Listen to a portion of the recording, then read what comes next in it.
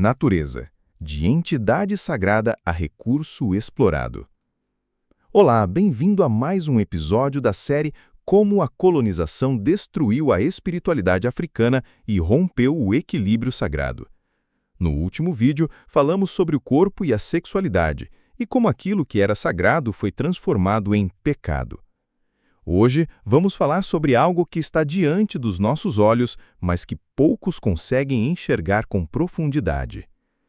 A relação espiritual dos africanos com a natureza e como essa ligação foi quebrada. Se esse tema te toca, já deixa o like, compartilha com quem precisa acordar e se inscreve. Aqui no Cosmovisão Sagrada, não falamos de religião imposta, falamos da verdade espiritual que nasce da raiz dos outros povos. O que era a cosmovisão africana? Antes da colonização, os povos africanos não viam o mundo como matéria apenas. Eles viam o mundo como um grande ser espiritual. A natureza não era separada da espiritualidade. A natureza era a espiritualidade. A terra era mãe. O rio era avô. A árvore era um espírito. O fogo era sabedoria. Como nos ensina Malidoma Somé, do povo da Gara, tudo o que existe tem alma. O vento, a montanha, a chuva, o trovão, todos são formas do Criador se manifestar. Por isso, ninguém tocava na floresta sem pedir permissão espiritual. Colher, caçar, semear, tudo tinha que seguir rituais. A relação com a natureza era de respeito e reverência. A chegada do Ocidente, o início da ruptura. Quando os colonizadores chegaram, não entenderam ou fingiram não entender essa ligação sagrada com a natureza. Eles vinham de uma outra cosmovisão. Uma cosmovisão que ensinava o seguinte: a natureza existe para ser usada. O homem deve dominar a terra. O espiritual está separado do material. Deus está no céu, não na árvore, nem na água. Com essa visão, destruíram florestas para vender madeira, envenenaram rios para extrair ouro, cercaram terras sagradas e chamaram isso de progresso. E ainda usaram a Bíblia para justificar toda essa destruição, usando alguns versículos como: sejam férteis e multipliquem-se, encham a terra e sujeitem-na. Dominem sobre os peixes do mar, sobre as aves do céu e sobre todos os animais que rastejam pela terra. Gênesis 1, 28. Tu lhe deste poder sobre tudo o que criaste, tu puseste todas as coisas debaixo do domínio dele. As ovelhas e o gado, e os animais selvagens também. Salmos 8, 6. Mas de onde vem essa ideia de que a natureza está aqui só para servir ao homem? Ela está na Bíblia? Sim, está escrita. Mas a origem do pensamento não é o texto, é a interpretação.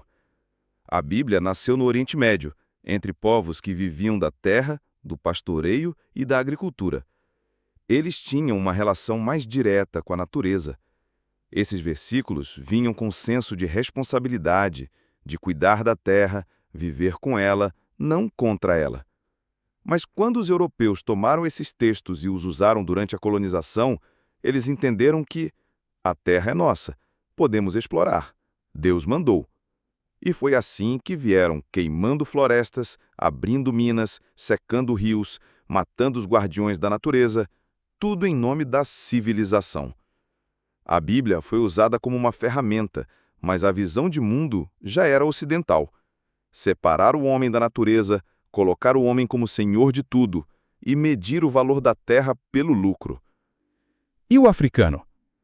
O africano vivia em terras férteis, com água, sol, animais, vegetação. Não precisava destruir para viver bem. Sua cultura era de respeito e equilíbrio. O europeu vivia em terras frias, pobres em recursos. Precisava dominar, estocar, conquistar. Sua história foi marcada por guerras, fome, escassez. Desenvolveu uma cultura de controle da natureza. Então não é que o africano fosse inferior, é que ele não via sentido em construir com base na destruição. Seu bem-estar dependia da preservação, não da exploração. Como diz Sheikh Anta Diop, a África tinha uma civilização agrícola, espiritual, oral, que funcionava com o tempo da terra, não com o relógio do lucro. A Bíblia foi a raiz da destruição da natureza? Não. A Bíblia não foi a origem, foi a ferramenta. Quem interpretou e usou essa escritura para dominar foi o europeu, com a sua própria visão de mundo.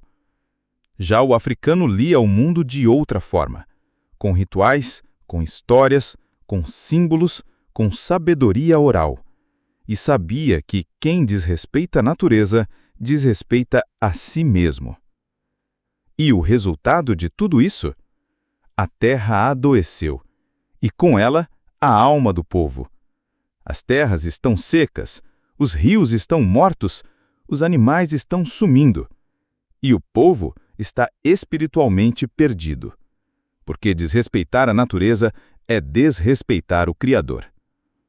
Os africanos foram forçados a abandonar a mãe natureza e aceitar o mercado, o lucro, a mineração, o asfalto, como se isso fosse avanço. A reconexão começa agora. Chegou a hora de voltar. Voltar a conversar com o vento, voltar a pedir permissão à terra antes de plantar, voltar a honrar o rio, a árvore, a chuva, o trovão. Assim como os povos indígenas da América, os africanos sabiam que a terra não é propriedade, é parente.